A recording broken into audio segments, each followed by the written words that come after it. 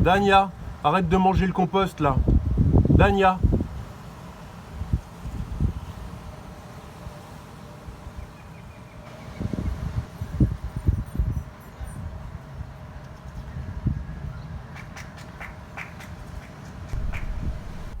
Bonjour à toutes et à tous, on est le 31 mars. Donc l'avocatier, on peut voir qu'il a été quand même pas mal blessé avec cet hiver, hein. Donc il a passé tout l'hiver dehors. Il a été rentré pendant les 10 jours où il faisait moins 8 degrés.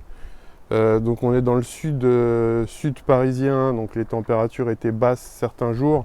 Moi je suis entre la forêt et les champs au niveau de l'emplacement d'ici. Donc ce qui est pas mal à analyser en cette période de printemps, c'est regarder sur votre avocatier si vous en avez un. C'est ces jeunes pousses là que vous voyez aux intersections. Donc on se demande toujours ce que ça va donner. Elles n'ont pas pris le froid. Je suis désolé, il y a du vent.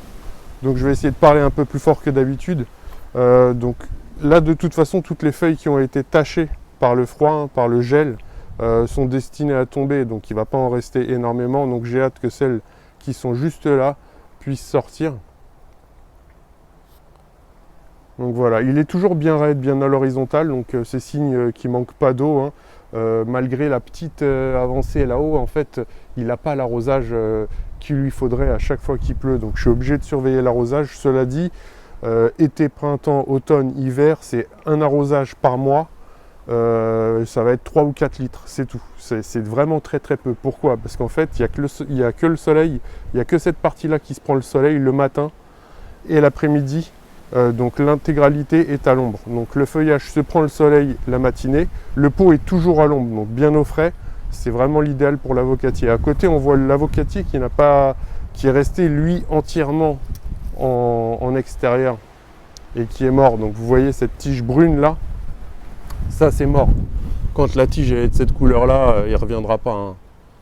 Donc là je gratte un peu pour voir un peu l'intérieur, mais ouais, non, le bois il veut pas casser, donc on peut espérer qu'il y ait une reprise, mais j'y crois vraiment pas, hein. Donc ce serait vraiment très très impressionnant qu'il puisse repartir. Donc voilà à quoi ressemble l'avocatier en ce début de printemps.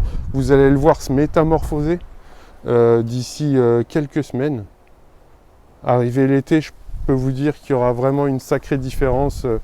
Vous pourrez voir un bel avocatier d'ici cet été. On va aller voir un second avocatier que j'avais rentré, mais lui il s'est pris trop de soleil. On a du soleil ces derniers jours qui est plutôt assez fort. Bon, je me suis pris un petit olivier, hein, pour agrémenter le jardin. Voilà, j'ai récupéré ce truc en métal là que j'ai pu poncer et repeindre et pour mettre en valeur, donc j'ai mis des dépôts. Celui-ci tombait à pic, mais regardez. Donc là, il s'est carrément fait cramer par le soleil. Celui-ci il s'est fait cramer par le soleil. J'ai été bête de le mettre ici. Le peu de soleil qu'il y a eu au printemps, en ce début de printemps, l'a carrément brûlé. Bon, il n'est pas mort, hein. Quand il s'agit d'un excès de soleil, il continue après, hein. Il n'y a pas de souci, hein. C'est pas le froid de l'hiver. Le froid de l'hiver va tuer l'avocatier.